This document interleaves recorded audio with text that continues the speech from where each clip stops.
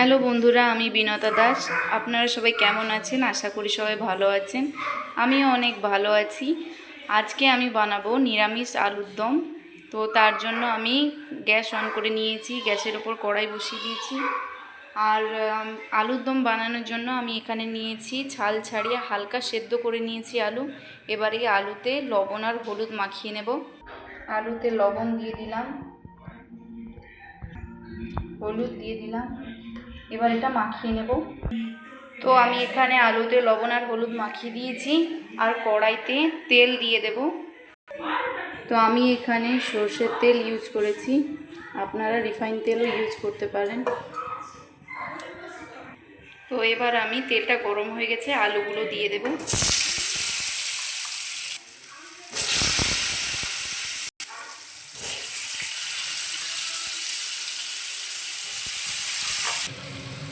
আলুগুলোকে এবার লাল লাল করে একটু ভেজে নেব। তো বন্ধুরা, তোমরা দেখতে পাচ্ছ এখানে আলুগুলো লাল লাল করে ভাজা হয়ে গেছে। এবার এগুলোকে আমি তুলে রেখে দেব।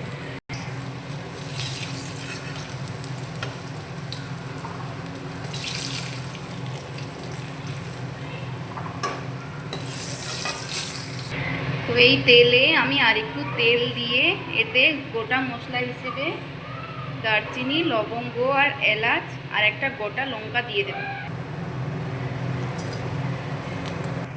এরপর এবার এতে দিয়ে দেব কাঁচা লঙ্কা আর আদা বাটা।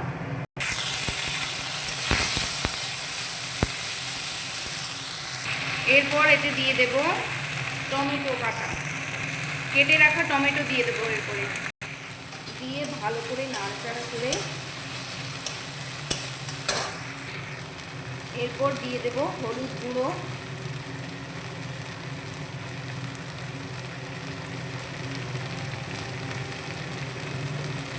লঙ্কা গুঁড়ো,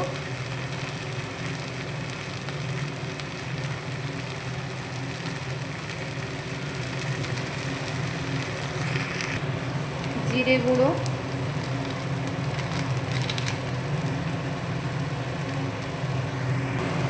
আর ধনিয়া গুঁড়ো।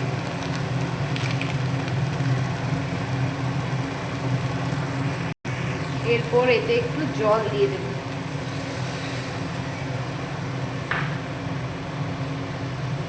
দিয়ে ভালো করে মশলাটা কষিয়ে নেব।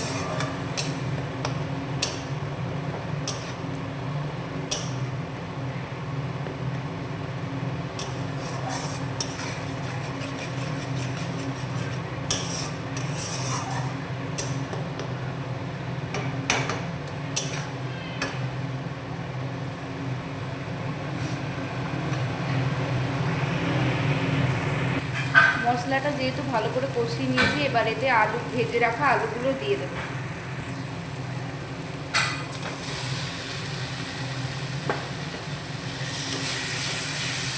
এবার ভেজে রাখা আলুর সাথে মশলাগুলো ভালো করে কষিয়ে নেব।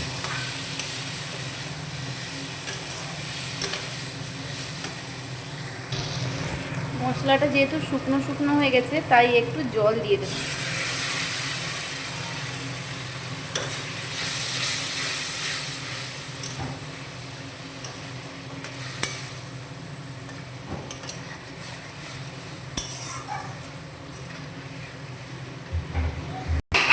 এবার এতে স্বাদ মতন লবণ দিয়ে দেব।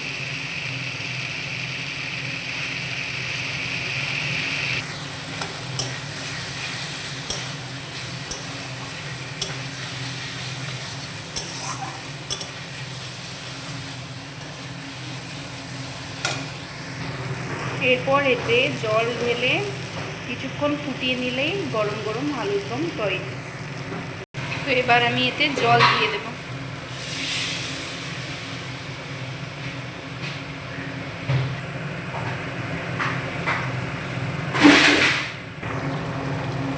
এবার দেখবো আলুগুলো সেদ্ধ হয়ে গেছে কিনা।